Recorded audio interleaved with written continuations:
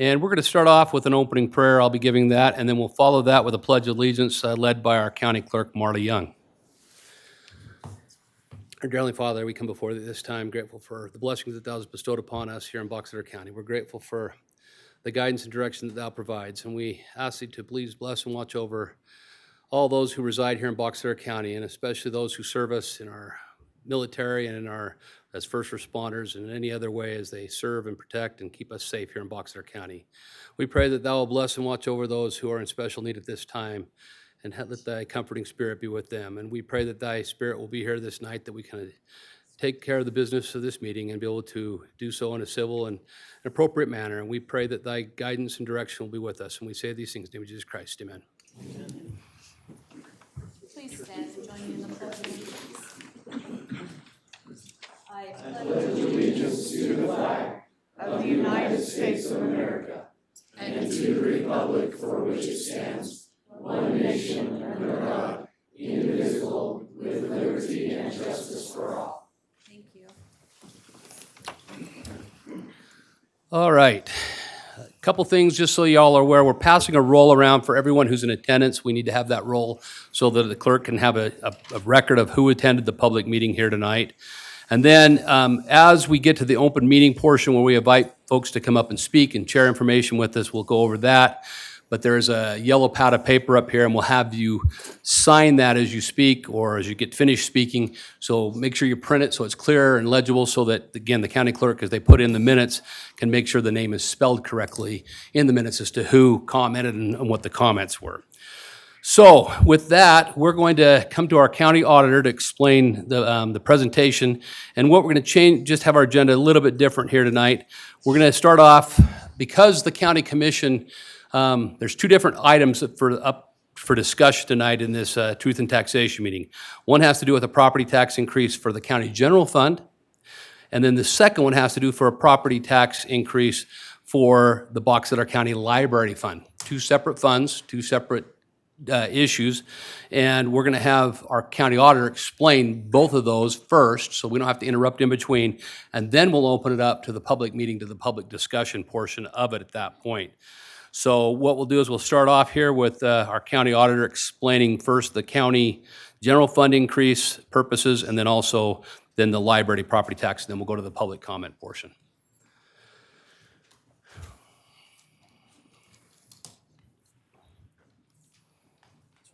Okay, I think most of you, if you've been watching the paper or gone to our website, you've seen kind of our revenues in relation to our general. Yeah, can she speak so we can hear? I don't know that that's, We're going to have our IT just turn this up a little bit. Maybe the mics is not turned up enough. Charlene Larson, County Auditor, you hearing me? Better? I'll try to have it close.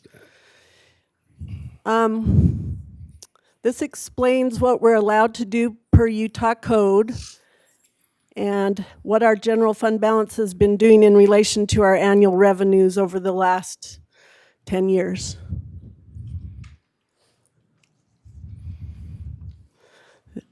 This is what was in the paper.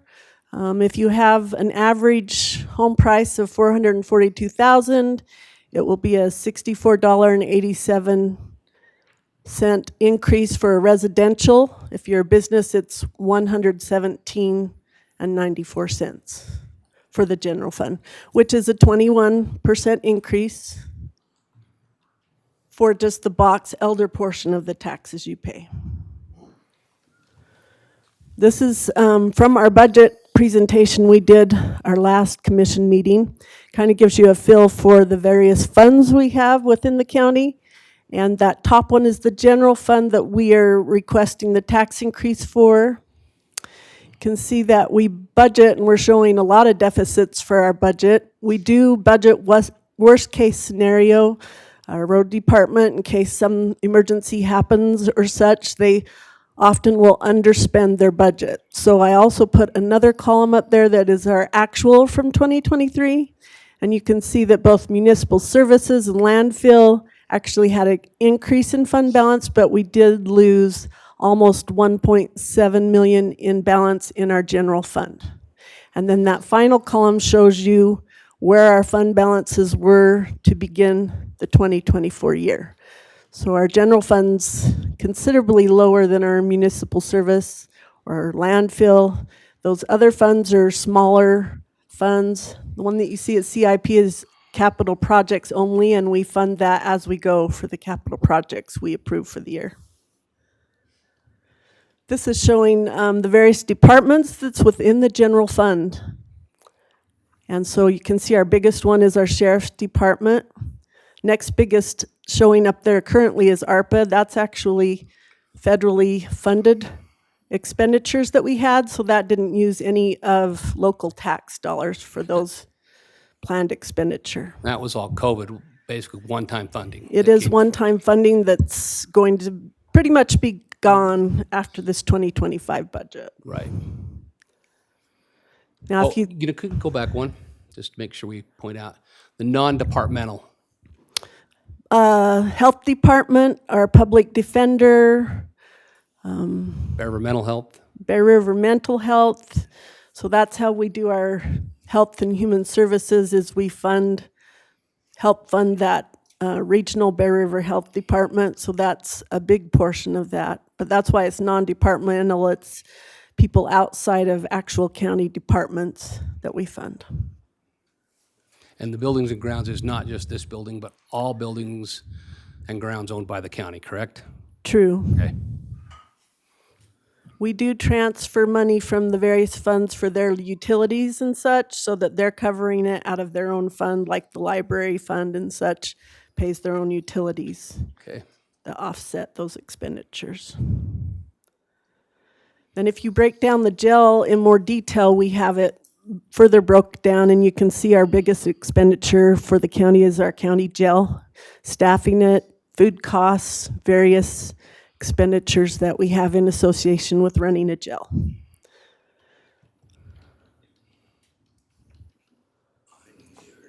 I just want to explain to you a little bit how your tax bill works. So I wanted to do some examples. If you're in the unincorporated part of the county, you pay, this is based on this year's rates. You're paying 72% to the school district, and we're the 15% that I broke out there a little bit. So that's how much of your tax bill goes to us. We do collect all of those, but then we disperse them out to the taxing entities. We don't direct how they spend their money or how they set their tax rates. Here's an example. If you live in Brigham City, school district is 62%, Brigham City is the 18%, and we're the 13%. So it just depends on where you live, who you're paying, and you can see the list of the different taxing entities that are taxing you in that list to the side. Here's an example of Tremont. A bigger portion is going to Tremont City. They did have a pretty big tax increase last year if you were living in that area. So yes, your tax bill did go up, but that's got nothing to do with what the county did last year, okay? We were 12%. That's basically what I have on the general fund, unless you wanted to add something in before I talk library. I'll just put out, I mean, I just, for information purposes, I just pulled my own home and saw the different assessed value. I pulled 2012 rate for the county was .002279 was the rate that they collected on in 2012. In 2013, it dropped because the assessed value went up, and it dropped to 002136. And then as the assessed value on the home continued to go up, which it has, which we've all seen home values go up dramatically, especially during COVID, to this year, we've now gone from where it was .002279 in 2012. It is now, in 2023 was .0012. So the actual taxing rate has dropped every year, because one of the things about property taxes, just so people are aware, the property tax system in Utah is a revenue-driven system. It's not a rate-driven system. And so generally an evaluation of existing property increase, the property, as it goes up, the property value goes up, the property tax rate decreases. And that's why when we say we're asking for a slight increase to cover that cost, some of the costs that we've associated, that's what this is about. So this automatic reduction in property tax prevents local governments from getting a windfall simply because the value of your home goes up. And that's the reason we go through this process of through some taxation. So just to make that clear with everybody as I've done this, looked into this situation, so. Yeah, it gets kind of confusing in that your value does go up, but our goal, if we're not raising taxes, is to stay revenue neutral. And so that rate will go down to offset so that you're still only paying the same amount even though your home is at a higher value. Right. Okay, let's go on to the library and then we'll make some final comments. before We open had up to some public. questions about the usership of the county library services, and so I got some information from the county library. They cover 95 community stops. They cover or service about 68 people per day, 1,088 per month. They have a checkout of 217 books per day, or approximately 3,475 books per month. And they deliver to 4 schools that don't have their own library, which is Athenian, Snowville, Park Valley, Grouse Creek. So the very rural, smaller schools don't have their own library, and so they service that. They have about 1,950 family accounts. They do it by family rather than individual accounts. And so that's who they're servicing and their readership. And the only people who pay for that are those who are in that service area. Correct. they're So not if in that you're service area. in a municipality that has a library, you're not getting that tax increase. Okay. And theirs was considerably smaller, so on that same value of a home of $488,000, you'd be paying $6 more and 33 cents per year. And for a business, $11.50.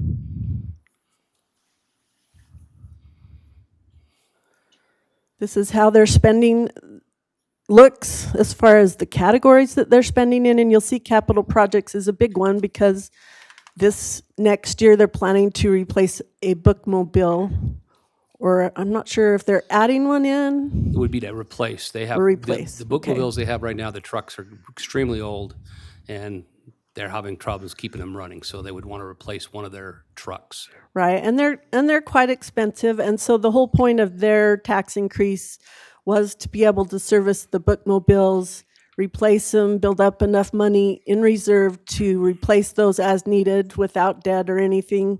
And currently, they pretty much just cover their actual operating expenses without an increase. And that's all I have as far as information. Okay. A couple things that I've found as we've been researching this. We looked at online through the census, and it shows that in Box Elder County, according to our Census Bureau, that our median salary is just over $72,000 a year in Box Elder County, according to the U.S. Census. And the median range for Box Elder County employees is actually about $54,000. So we're not paying our county employees excessive salaries in the sense of we're not up to anywhere near the median income as far as salaries for our employees go. I just want to throw out some things that we have been doing as a county because we want people to know that we're not just trying to raise money just because to spend it. We've been trying to save money. And one of the areas that I think we've done a pretty good job in with some of our departments, our road department for one, is when they have to do projects with dealing with water, bridges, or roads, our road department does a lot of the groundwork to try and make sure that cuts the cost of what it costs us. They can't actually go out and lay the asphalt themselves, so they have to hire that from a company. But rather than having a company come in and do all the prep work, our county road department does it, which ends up saving us quite a bit of money as a county, because most of those county road folks do that during the summer and the fall, and then during the winter, they're the ones plowing our roads. We have 1,500 miles of roads that we have to maintain and plow and keep open throughout the Box Elder County area. Not all of them are paved, but we have 1,500 miles that our county roads department takes care of. And just this last year, they saved us over $250,000 as we had to fence our jail in. And as part of fencing the jail and the public safety building in order to meet certain requirements for the prisons and correction system, as we fenced it in, one of the things we discovered, we had a bid out to put the fence in and redo the parking lot to make it work. And as such, it was going to cost us about $300,000 more to have somebody come in and tear everything out and haul it off. And we were able to use our county roads department, which means that we were saving the taxpayer money that we didn't have to spend somewhere else. That was one place. And then there, like we mentioned, the ARPA funds, those were one-time funds, and we've used a lot of those funds to help offset having to raise taxes over the years. That's one of the things that we did when we got those funds from the federal government. We used them as judiciously as possible, and including to the fact that one of the projects that was funded was going to cost, well, it was funded for $750,000, was going to cost over $1 million. We chose not to go that route at the fairgrounds, but to make sure that what needed to be done was going to be done, and it's going to cost us less than $300,000 to get bathrooms that are functioning and work at the fairgrounds. Some of the other areas that we pay for, just so you're aware of, we run a DMV office here in Box Elder County. Now, the Department of Motor Vehicles is a state tax function. It is not a county function. It's the state tax, but we've, in cooperation with state tax, we run the DMV office, which is currently being held over here at the old American First Building, where you get your license plates and things like that, registration. We have a contract with the state that we have to have 18 months' notice if we're going to get out of that contract, but we lose some money by doing that. But we do that to provide a service to the citizens of Box Elder County by providing the ability for you to go to a local office rather than having to go to Ogden or Salt Lake to take care of license plate issues, those kind of things. But we are looking at that and reducing some of the costs associated with that. We're working with the State Tax Commission and trying to fix some issues there and try to reduce that overall cost. And that actually runs out of our treasurer's office. We have seen some increases that, again, were really beyond our control, to where we've had to increase the number of county attorneys that we have because of the public safety issues. Again, you saw the jail problems and the court, our sheriff's department issues that we're dealing with. And then, of course, we have to make sure that we're covering our health, but we also have to now pay. We used to give a lump sum to our county attorney, and their job was to go out and hire defense attorneys to go to battle, basically, against our prosecutors. That doesn't make a lot of sense. So the state, rather than doing that, said, we want the counties to individually do this. So now we have to contract for public defense work as a county, which is one of those other offsets, and then we fund our county attorney's office separate to keep those things there. A couple other things that you're aware of, we're currently down 12 deputies. So if anybody knows anybody who's certified, who wants to get certified as a deputy sheriff or in corrections, we're desperate. So if you know somebody who wants to be a sheriff's deputy, we'd ask them to come apply at Box Elder County, because we can't fill those positions. We're 12 deputies down right now between our jail and our road. So we're looking for deputies to work in those positions. We just can't find them even at the salary we're at. And even with what we're proposing to pay them, we're still paying them less than they would make if they went to Brigham City Police Department or if they went to the Highway Patrol at this point. But we're trying to keep up as much as we can and keep those deputies working for the county and happy here. One other cost that we've incurred and that we're trying to reduce now, work with the other cities that are involved.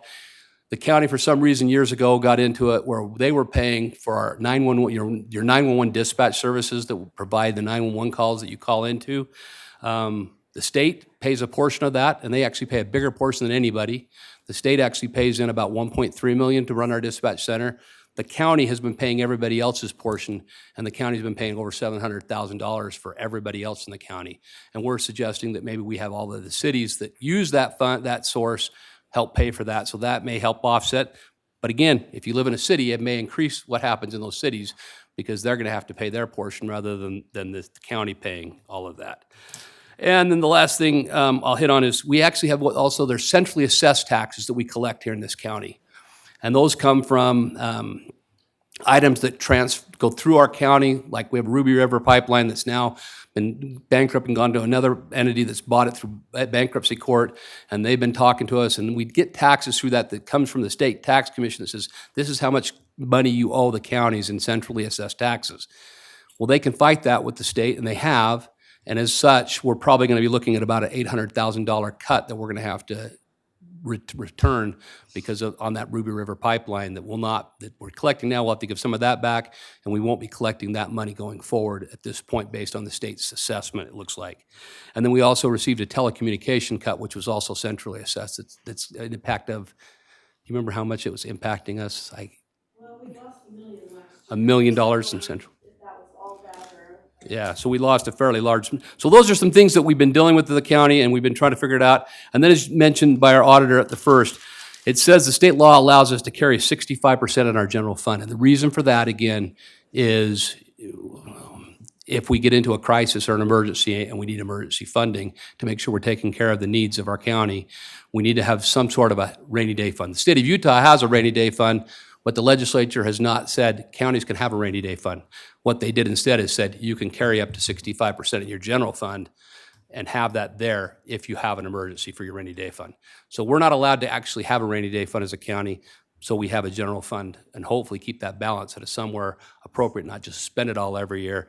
But that's the overall reaching goal of what we're doing there. So that pretty much gives you the information from the county, and in our perspective, we'd like to open this with the public for public comment at this point, and we can take public comment on either the library or the county, either one. I'd just like to know from raise of hands, how many would like to comment tonight?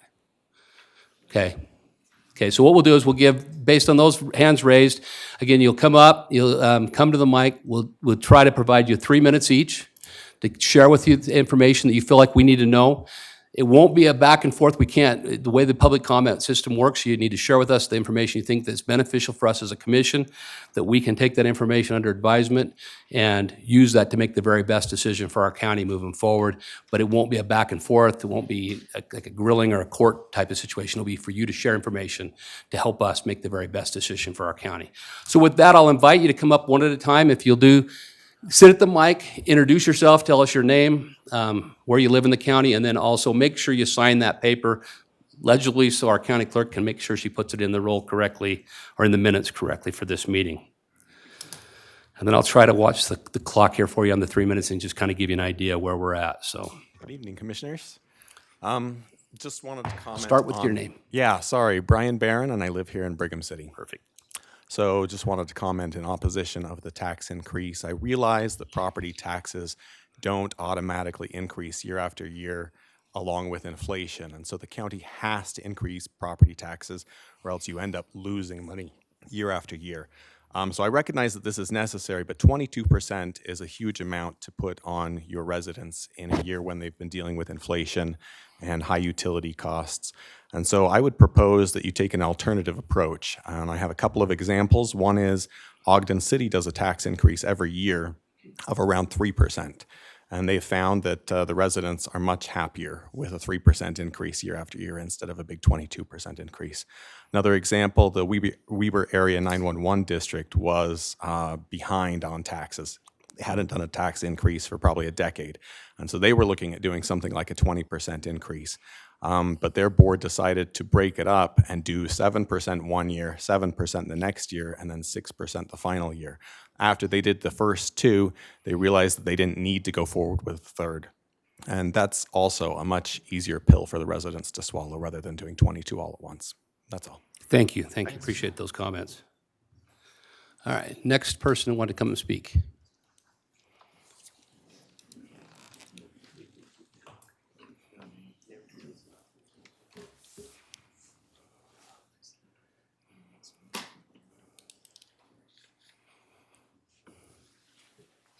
I'm John Hurd from Manaway. I'm on a fixed income. It's still a comfortable income, but I am on a fixed income. My property taxes have gone up considerably year after year for many years. The rates that go to the county are based on property tax values. I think there's a windfall because of the growth in the county, and there is a windfall of money there, and that should be taken into account for these additional expenses. Also, I was looking at this. I thought I was conservative on what I was doing. I was estimating that for this year we have a population of 61,000 people.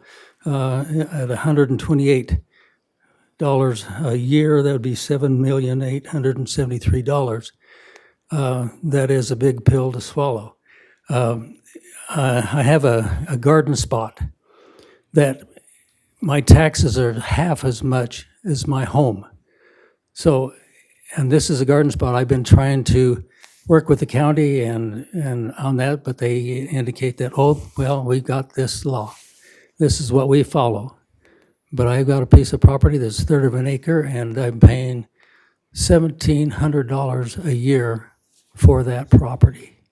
And all I use it for is a garden spot. We don't have an agricultural benefit in this state. I think Idaho does, but it would be beneficial to have an agricultural ability so that that could not be taxed so high.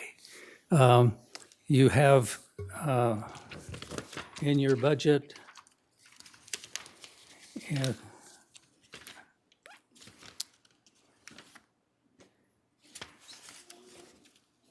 in your capital project fund, in '23, it was just $750,000, and in '24, jumped up to $2.7 million, and now you've got a projection of $7 million. I'm not quite sure what all that general fund money is going to go for.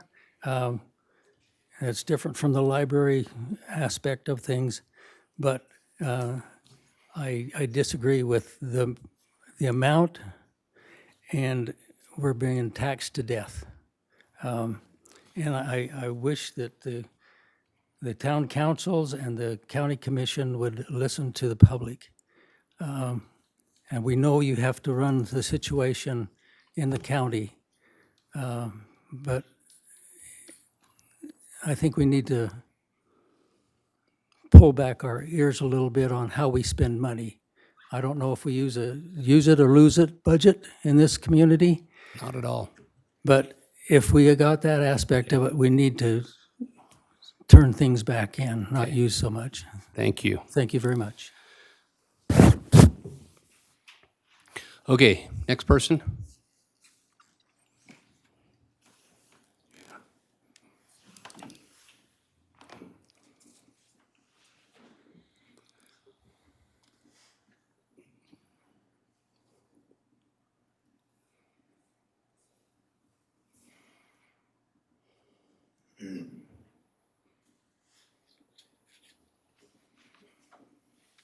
Yeah, my name's Doug Powell, Douglas Powell.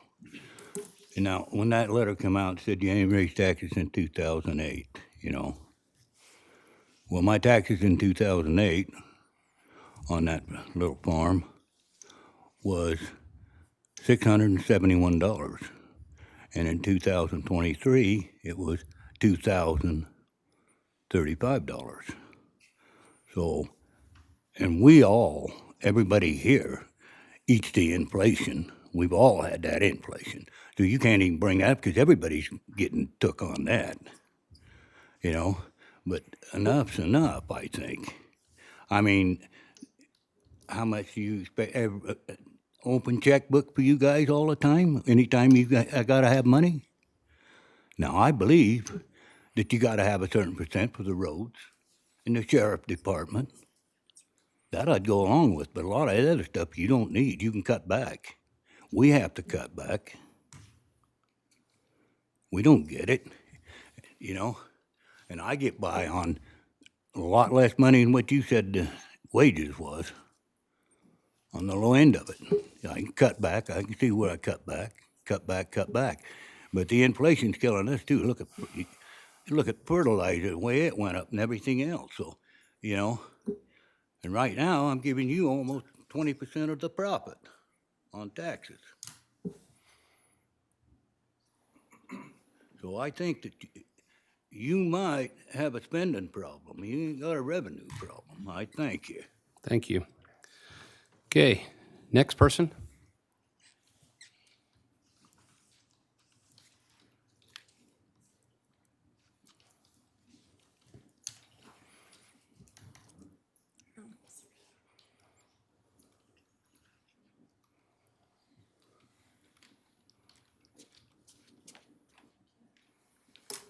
Okay.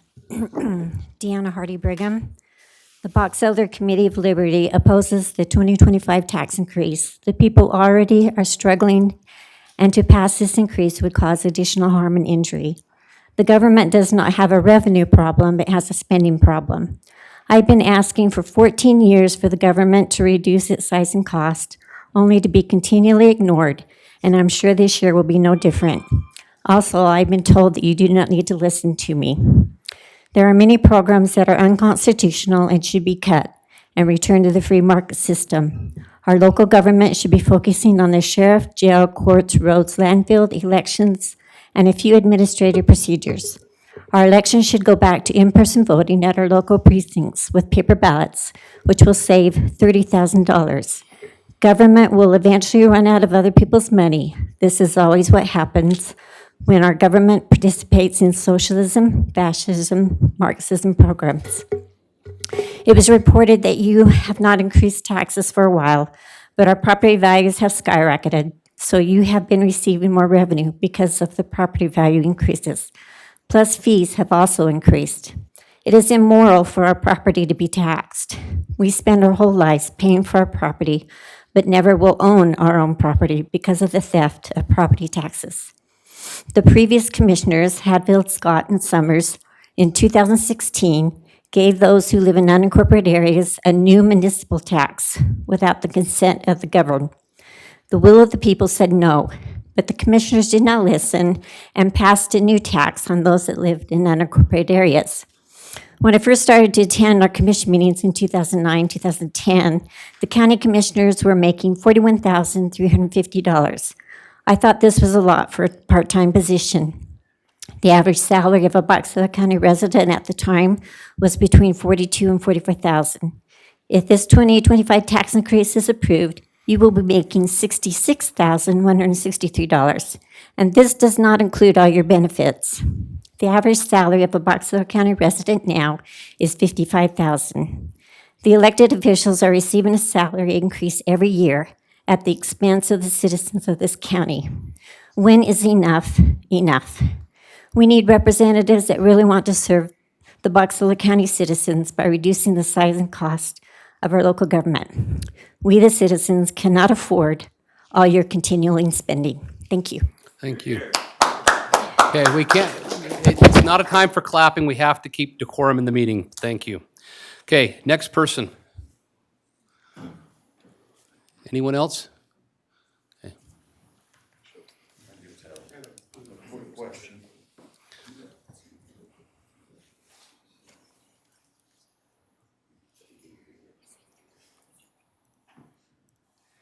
My name's Joe Schinkel. I live in Corinne. I've been to a lot of these type of meetings. Okay, can you put the mic just a little closer? So I've been to a lot of these kind of meetings. Have you guys already made up your mind? Is this gonna be a thing, or is our voice actually gonna matter? We're here to take your information. There'll So be no decision, otherwise- there'll be no decision made. Otherwise, There'll be matter no what decision made anybody tonight. says, it's going through. There's no decision being made tonight. We're here to take information.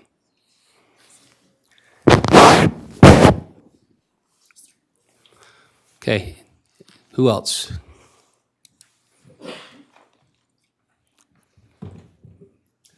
My name is Josh Ripley. I live in Garland, and there's no question that the fat needs to be trimmed.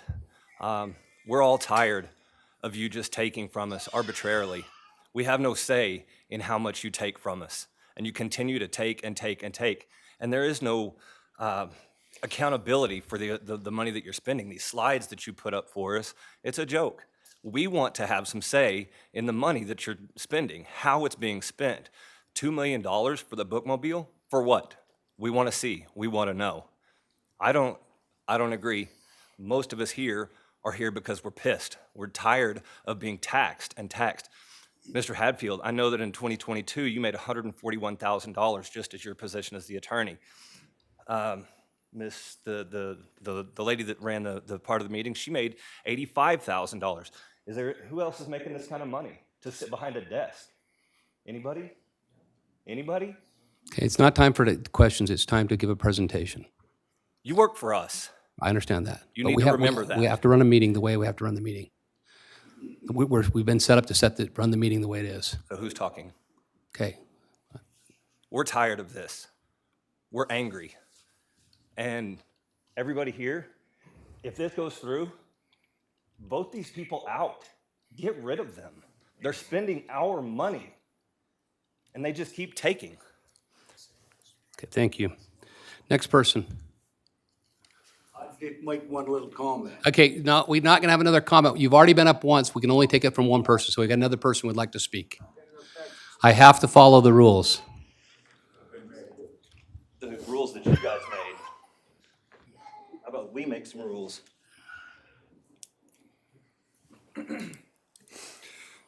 My name is Carl Knighton. I live here in Brigham City. Yeah, I just have to echo what a lot of these other people are saying. I'm really ticked off. I just feel like I'm being nickeled and dimed to death. It's like we're all dealing with inflation. We're all dealing with increased costs. And we don't get to vote ourselves more money. We just have to, do without or make do with what we have. Kind of looking at the my taxes personally, we've only lived in Brigham City a short time, but our taxes, just in a 5-year period, have gone from like $1,300 to $2,000. There's a lot of things that I could really use $600 on right now, and yeah, it's just really frustrating to come here and just feel like I'm being ignored. And like every public meeting I've ever been to, same thing. You go, you just feel like you're being ignored because the politicians just do what they would want to do. So, anyways, that's all I have to say. Okay, thank you. Was there anybody else?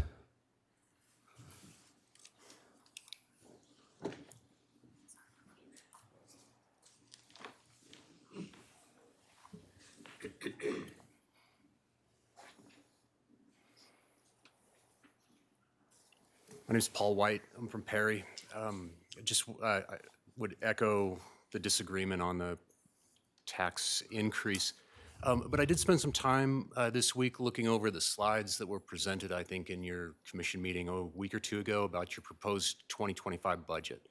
And you went over one or two of them there, but there's a lot more on the county website, the whole package. And it doesn't explain in a lot of detail. But if you spend an hour or two looking at those slides, it really, to me, seems like there's some fluff in there on some of those line items. And my comment, I just want to encourage you guys, even if you go forward with this, to take a deeper dive into some of those line items. We're paying a lot of money for things that, I don't know, could we get by with 10% less on that item or that item? I mean, it's just the same as a household budget, right? I want to golf every single day, but I can't afford it unless I trim out of, I don't know what, something in my personal budget. I guess I would suggest the same thing and really encourage that. And I think if you took a deeper dive into some of those line items, you'd find some money that you need, and you wouldn't have to take it out of our pockets. Thanks. Thank you. Was there anybody else?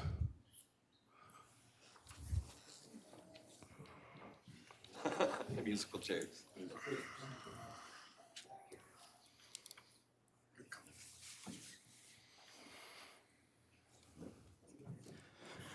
My name is Ryan Pettit. I'm a resident of Box Elder County, and I live in Brigham City.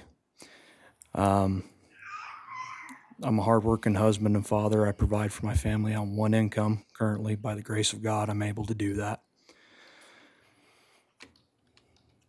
I know anybody that's in here that lives in Brigham City will agree with me when every time we voice our opinions on a tax increase, we oppose it, and they don't seem to listen anyway. It doesn't seem to make a difference. I certainly hope you guys are different. I'm afraid you're not going to be, but especially with the other commissioner that just got elected. It always seems like an easy, you plead your case and, well, we've lost this here and we've had to increase this here. And it's always an easy decision to make when you're not the ones that have to bear the brunt of it. If I had a bunch of people who I could just go to and pull money from every time I had an extra bill, every time I had an emergency, I mean, yeah, my life would be a lot easier. But it's not. I either have to go without We don't go on vacation. We don't go out to dinner. We buy, I get a ride to work with somebody instead of having to spend my own gas. Just like many other people have said, it's not a revenue problem. It's a spending problem. With government, it's never a revenue problem. It's never been. It's always a spending problem. The other issue that I've noticed is, a lot of people will say, well, if you're dissatisfied with the politicians and the jobs that they're doing, vote them out. Okay, well, the problem is there's very, very little competition in this county. Nobody has the time, and I get it, but nobody else wants to run for these positions either and do the work to unseat these guys if you're unsatisfied with them. So I think that's something we as a community also need to look into. Thank you for your time. Thank you. Anyone else?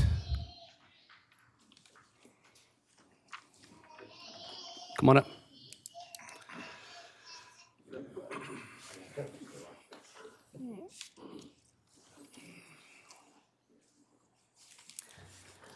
Good evening. My name is Carla Moser, and I'm from the City of Willard. The Box Elder County Committee of Liberty opposes the 2025 tax increase for the bookmobile and petitions this commission to cut this program and move it to the free market system where the citizens will no longer be forced to pay for other people's books. Let the people keep their own money and buy their own books that they approve of and choose. The people should not be forced to pay for government bookmobile program that they do not use and will never use. The government is also using our taxpayer dollars to purchase immoral books and books that distort or rewrite our history. It is apparent the public libraries are being used to misinform and lead the people astray by these types of books. Government should not be involved with our learning because governments have and are continuing to stray from moral values. It is also immoral to force another person to be charitable, hence it is not charity when force is used. Cutting the bookmobile program and moving it to the free market system will save the county close to $500,000, and the issue of force will no longer be present in this area. The Box Elder Committee of Liberty believes in education and of reading good books, but we do not believe that immorality and corruption of our literature should be forced or funded by we the people. Thank you. Thank you. Anyone else? Okay, looks like one more.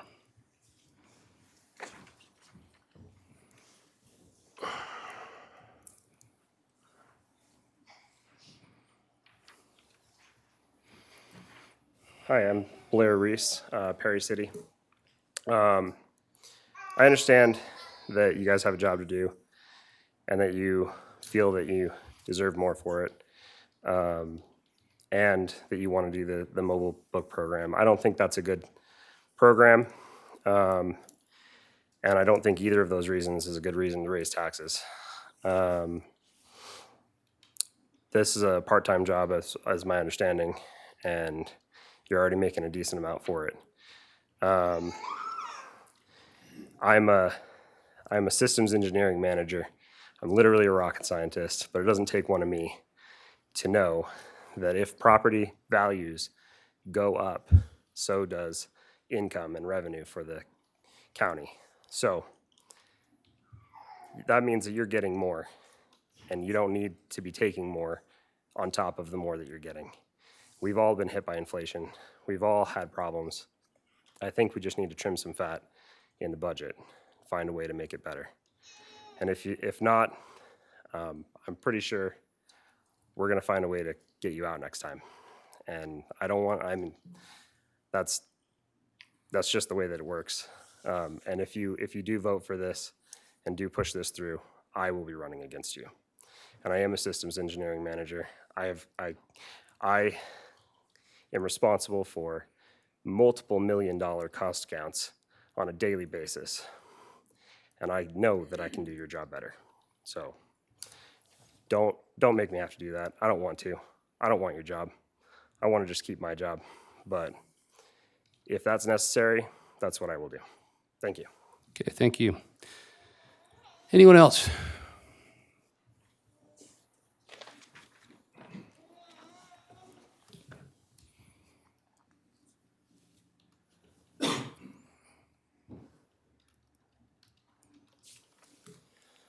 Jeff Hardy, Brigham City, Box Elder County. I guess I'm going to touch on a couple of not cash cows, but sacred cows in the county, where I think we spend a lot of money that we don't need to spend. Might be cutting my own throat on one of them. I think we put a lot of money into the county fair, into some of the facilities out there. I think that we could cut we could cut in those areas. The bookmobile is something that I have questioned for years. If we're only putting out 3,400 books and we're spending $534,000 on a bookmobile program, that's $154 per book. I know that we've put some money into broadband in the county and some other areas where I think maybe we could cut some corners. I've sat on a lot of boards throughout the years, both nationally, local, and sometimes we just have to cut corners. I know that Commissioner Bingham has to cut corners on certain years when the values of his commodities are down. We talk about needing officers in the county, and maybe we can move some of the money that we're using as to pay county commissioners into that area instead of bumping your wage up each year. It seems like, I remember when my uncle was a county commissioner, seemed like that pay stayed pretty steady for years. But over the last 10 years, I think that county commissioners have received a bump every year. And I being it's a part-time elected position, I don't think that we need to pay you guys a cost of living increase on a part-time job as elected officials. And there's probably other places where you can cut corners. Every one of you guys have all sat on boards, you've all cut corners, you have businesses, you run your homes. There are places in this county that we can cut. And I trust you guys to do that. I know you guys are sharp individuals, you run businesses, you run, so I think it's something that as a county commissioners you could do and maybe not go 21%. That's my piece. Thank you. Thank you. Is there anyone else?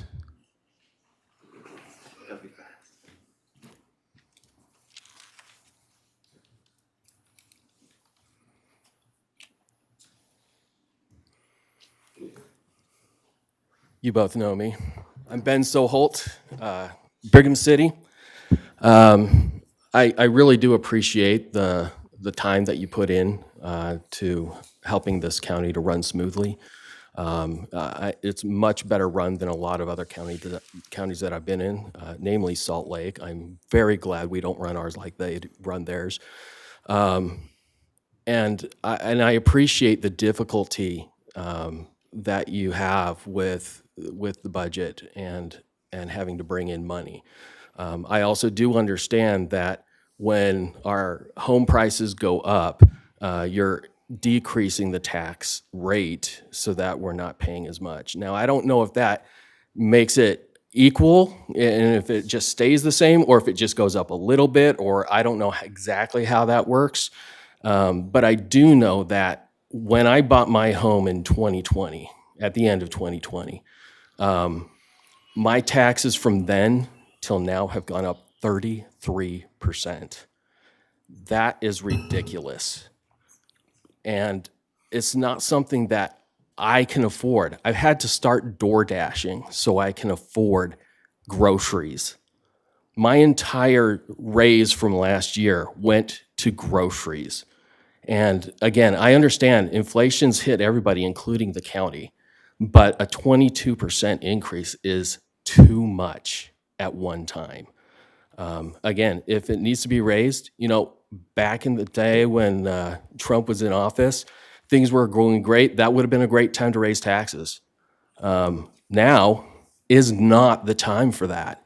Trump just got elected and we're looking to hit those days again, but we need to wait until we have the means to do so. And I really encourage you to think about maybe delaying this a little bit. I also like the idea of raising it, automatically every year. And then, if there's a year it's a bumper and it's huge and, maybe we can reduce it a little bit later. But we just can't afford these jumps. The school board is the same way. There was a bond that was resoundingly rejected. And I would encourage you to understand that we can't do it. We just can't do it. When our employers don't give us more money, we can't squeeze more money out of them. We're your employers. You can't squeeze more money out of somebody that doesn't have the money to spend. And another thing that I don't know how much collaboration is done between all of the taxing entities to let them know, hey, we need this much money. How much can each of us increase this without killing everybody? But if you're not doing that, I would really, really encourage you to do so. And I think that would help a little bit with planning in the future. I also do intend to address some people at the state level about being able to have a rainy day fund. Thank you. Your time, thank you. Okay, anyone else?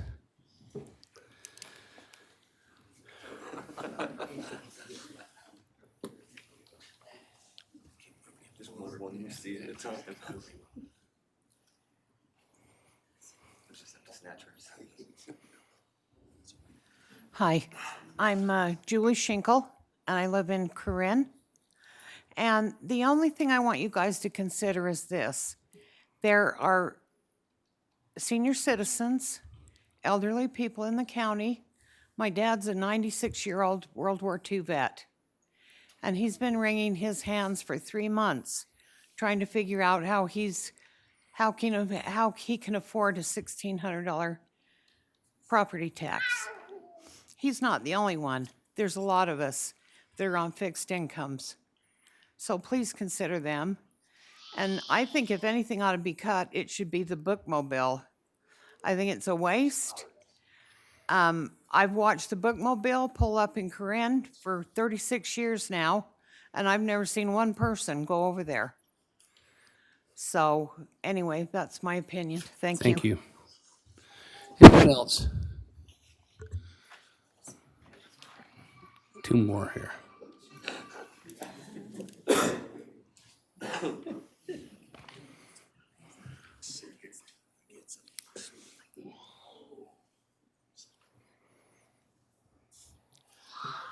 I'm Lloyd Wood, and I live in Elwood. And my sentiments are just like most of the people that have spoke here tonight about our market values of our property and our taxable values.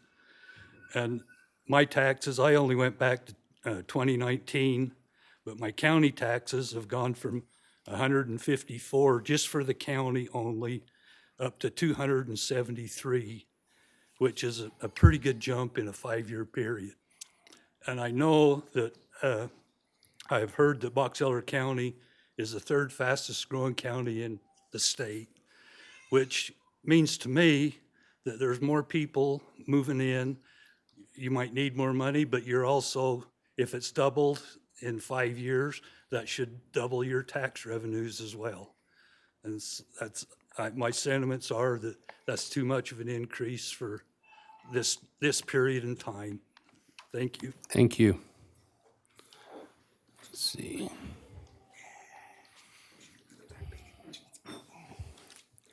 Hey, yes, my name is Marvin Neff. I live in Willard here in Box Elder County. And I'd like to say that somehow we, the people, have forgotten the founding principles of our country. No taxation without representation. We have instead accepted with blind obedience the burden of unconstitutional property taxes levied upon us by our municipalities. Simply stated, municipal taxation is unconstitutional, and we have been hoodwinked into believing otherwise. The Constitution Tax Origination Clause states, all bills for raising revenue shall originate in the House of Representatives, meaning that only elected representatives can levy taxes, not municipal budget writing bureaucrats. The Supreme Court, since 1793, has had a hands-off policy that has left no controlling legal authority in place to speak on behalf of the Constitution. And so with the cat away, the mice, the states did play, writing state tax code without constitutional constraint. Now this neglect has come home to roost, severely eroding household finances. Bottom line is, I know you're not going to repeal the property taxes, but I would say live within our means, reduce your wages, get rid of the bookmobile, do not increase taxes, and live on a budget like the rest of us. Thank you. You're here. Okay. You want to go next?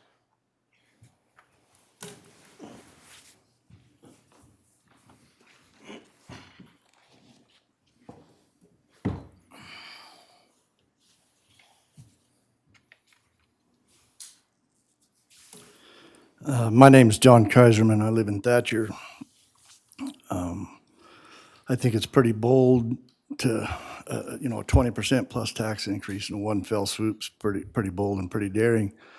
We're not running a red budget. We're running a huge budget. It's not red, so we're trying to right a ship, but maybe we don't have to build a whole new ship just to right the ship. That's, I think this is a 20+% is way out of line, and I hope you'll rethink it. Thank you. Thank you. Was there anyone else?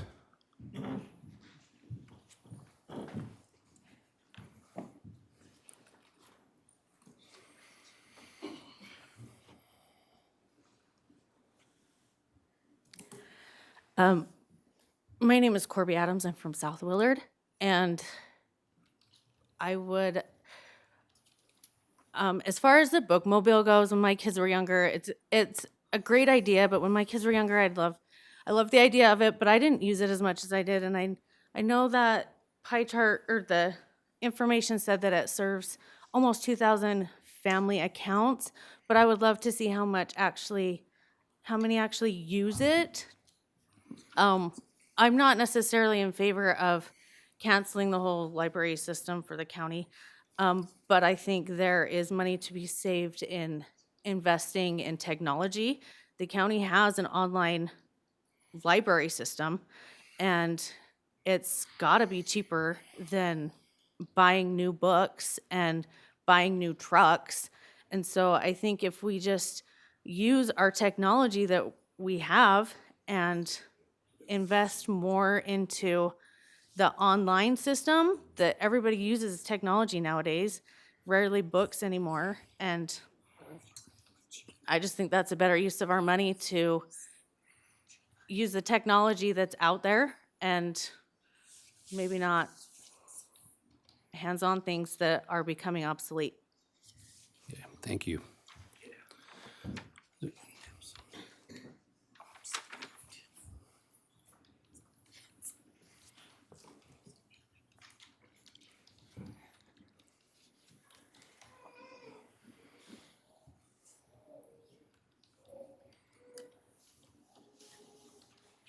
My name's John McClellan. I live in Garland, Utah.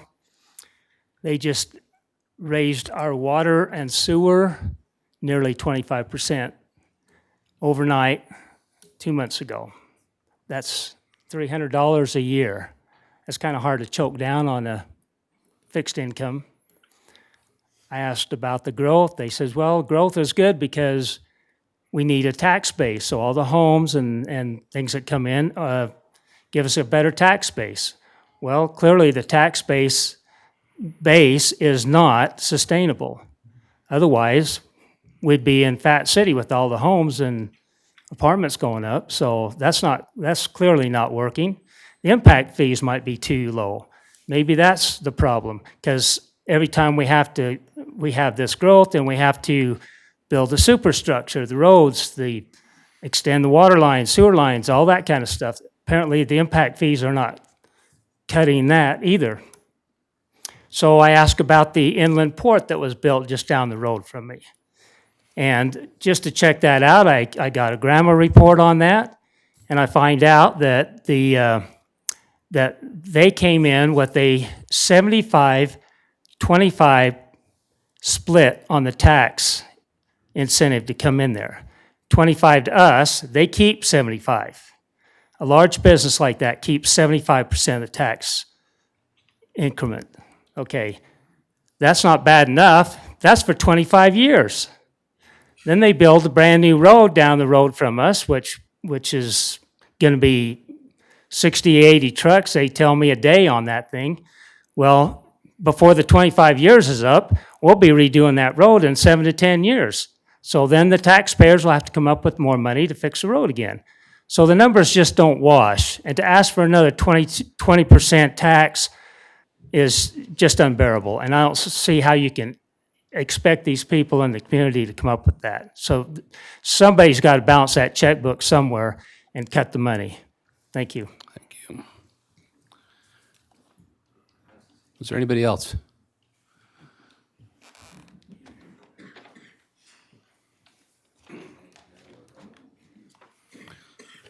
Bruce Royer from Brigham City here, basically representing my 93-year-old mother-in-law that it's been interesting. I realize the taxing entities are completely different, but it's interesting. 2 years ago, our total tax bill, they were looking for an increase of 67% in 1 year.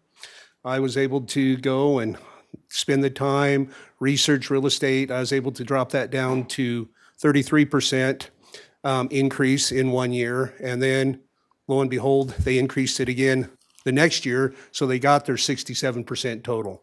That's frustrating to know that there are ways to try to compensate for the tax increases, but invariably you get us every time, and that's unfortunate. 22% tax increase, I believe, is crazy. Like I said, I'm on fixed income. My mother-in-law's fixed income. The taxes already are way too high. So to add to that, it's just mind-boggling. I really think you need to look at the numbers, see what you can do, and consider everyone. I appreciate it. Thank you. Thank you.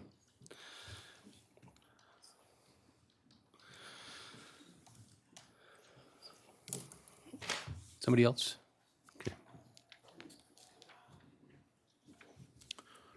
My name's Daniel Farnes, and I work for the county out of the auditor's office, so I'll try not to take too much time. You only got 3 minutes.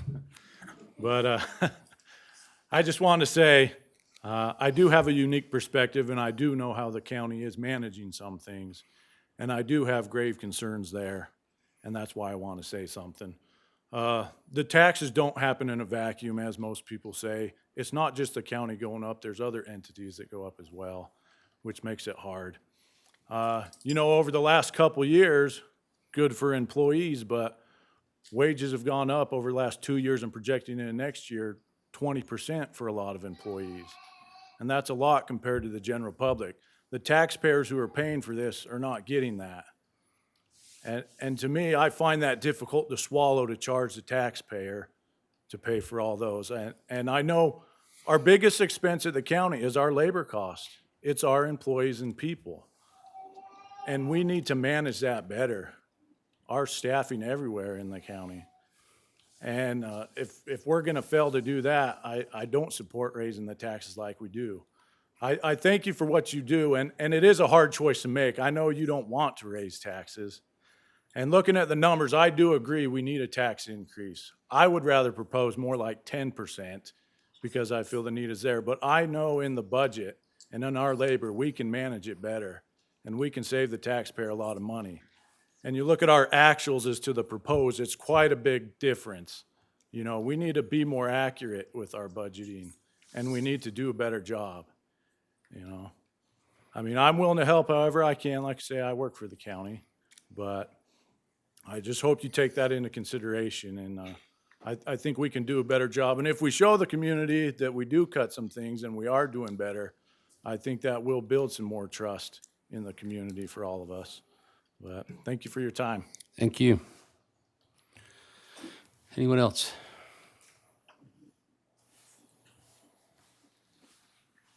Good evening. My name's Corey DeMaine. I'm from Honeyville. Kind of just to reiterate what everybody else has been talking about, but it takes me 10 years to get a 20% increase. And over the last 15 years of that 2% increase I get a year, I haven't netted any of it. It's all gone to higher taxes, higher medical costs, and inflation. So, and especially for people that are on a fixed income, like we've heard here tonight, that's difficult. By the time I retire, I believe I'll be taxed right out of my home if this doesn't stop. I understand that there are needs, and I am more than willing to pay for things that we use. But there again, if I need something and I can't afford it, you know, I put it off until I can. I find a way to do it at a more reasonable rate. As far as the bookmobile goes, you know, my granddaughter, we use that a lot, and I think it's a great program. But for a 20% increase, I'd be willing to drop it. So I understand where everybody's coming from, you know, and maybe it's just a timing thing. You know, the last 4 years has been brutal to everybody. Maybe there's a way to spread this out over the next 4 or 5, 6 years, whatever. But you know, taxes aren't going to stop going up. The other problem is, again, the growth that we're seeing with these multiple family complexes going up everywhere. It's amazing to me that the tax base hasn't increased enough to support itself. So I encourage you to take a look at that as well. Thank you. Okay.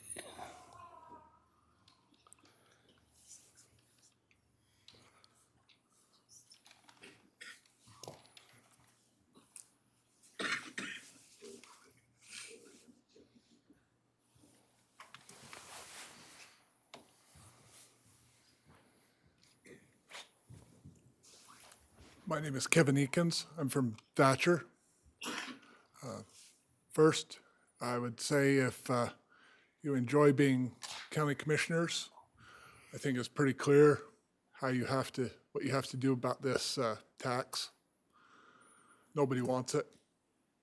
I will make it my priority in 2 years, if this passes, to remind everybody who it was that voted for it. We've all seen a 100-acre hayfield turn into $50 million homes. So there is definitely not an income problem. I don't buy that for a second.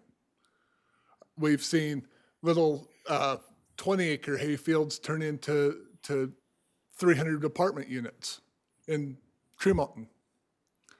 There is no income problem. And I think everybody here is smart enough to know that, including you two. Okay, thank you. Was there anybody else? Hi, I'm April Reese. I live in Perry, Utah. My family moved a year ago to the Davis Creek subdivision. It's a new subdivision that you're probably aware of. I think everyone here knows how high home prices have gone up, and I consider my family very fortunate to be able to buy one of those homes. We spend around $3,000 a year in Box Elder County for our real estate taxes. I have 6 children under 12 years old that I'm supporting with my husband. He spoke earlier tonight.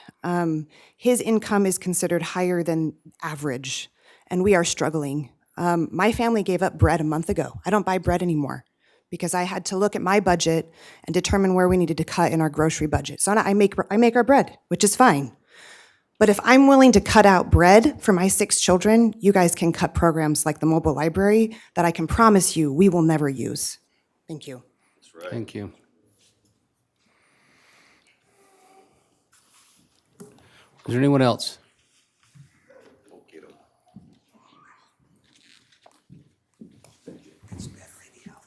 My name's John Powell. I live in Garland. You know, I work a lot of hours at my job. I do construction, so I understand that, yes, the wages for the county employees, but you're up here praising them for doing their job, cutting costs, prepping this stuff. That's their job. That's my job, to go out there and do the work. So I don't understand why you're praising them so much for doing their job. They got a very horrible job in the winter for plowing snow. I wouldn't want to do that job. My job, I'm lucky to get a 1% to 3% raise on my annual income. I'm a one family income. we've had to cut back so much, and it's hard. So I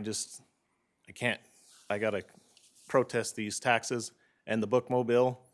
I don't think it is used, and I don't understand why you would need two of them for what they do. Thank you.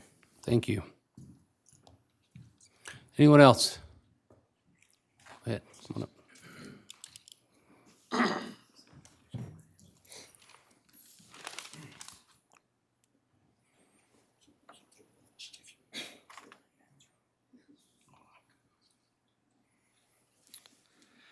I'm Michael Armfield. I've never come to one of these before. That kind of creates a concern, I think, is if you're provoking folks to come and speak on behalf of this situation. You sit back quietly, listen to everybody, it's all the same story, you know. I make a fair wage. You talk about plow drivers. I live in West Corinne. Been many a years my road didn't get plowed. So you're short-staffed to cover 1,500 miles. I understand you need to pay them because, see, when I first moved to West Corinne, I thought about working at the county, but you couldn't pay them. I was making $27 an hour as an excavator, and I looked at the county landfill, and they were paying $18 an hour, and I laughed. I was like, you gotta be kidding me, right? But my question is I was frugal when I bought my house. I bought something I knew I could afford at a certain amount. And yet, the rough 10 years I've been here in Box Elder County, my house payment has went up almost $500. Now, I did what I was supposed to. I was supposed to be frugal with my money, right? And yet I make twice as much as my father almost from when I was a child. And yet I don't feel like I prosper like my father does. Now, I understand it's not Box Elder County's problem because you're only taking $60 from us, or you're taking, $6 from us. But that's the problem with when you listen to everybody. It's not just your $6 and $64. It's the money that the groceries I've got to pay for. And then when you start hitting cities, well, the city's got to kick in. Well, now you just caused a trickle effect. And now the cities are going to up their taxes because they've got to counter it somehow too. So I understand it's not a county problem specifically, and that in your guys' view, it's a small increase, but it's another increase. And that's where the problem is we're being hit by so many different entities that says, oh, well, mine's only 64 and mine's only 24 and mine's only 6. And well, that all adds up to us. Where I live, I don't see anybody driving brand new trucks. Farmers, old folks that have pretty shambled houses. It's got farms. They're out there every day. You got their hands struggling right next to them. So, like I said, it's not that you're the problem, that you're contributing to the problem, but by doing something like this in a large sum like that, you are contributing to the struggle. So, if a lower amount would help people, then I think that would be seriously considered. Thank you. Thank you. Anyone else? Okay, now I'd entertain a motion to close public comment. I'll make a motion to close public comment. I'll second it. All in favor? Aye. Motion passes. All right, that closes our public comment, and let's see.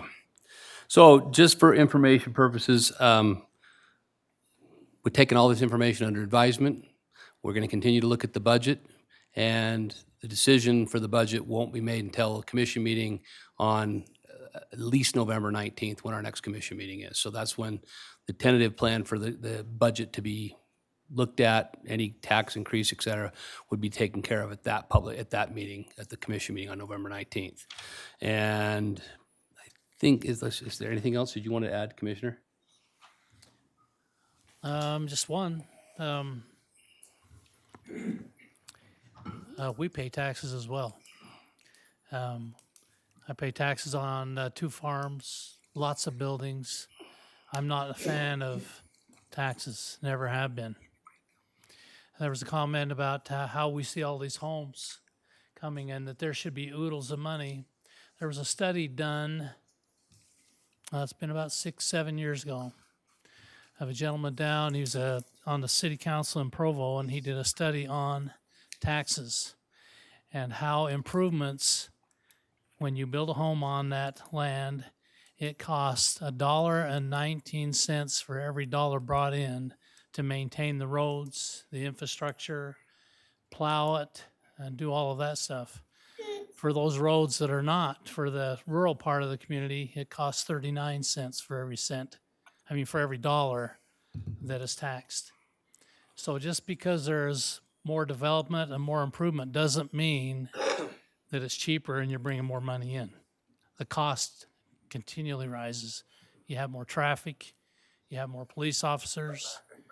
You know, we would love to have great suggestions. We can't keep police officers. So, you know, we're open to any kind of suggestion you have. And we understand. I don't like taxes either. I'm pretty sure I pay more taxes than most of you do. I'm not real fond of them. I don't know the answer. But I agree. I love the suggestions. I think we need to look where we can cut corners and do the very best we have. Last year, we cut 4% off the budget.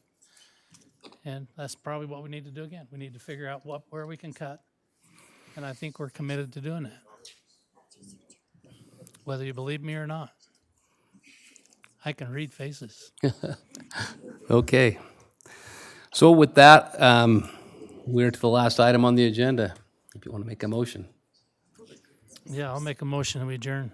Okay, I'll second it. All in favor? Aye. Aye. Thanks for coming out tonight.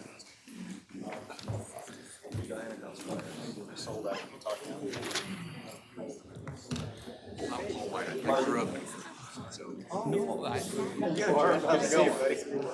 was going to tell you this because it's funny.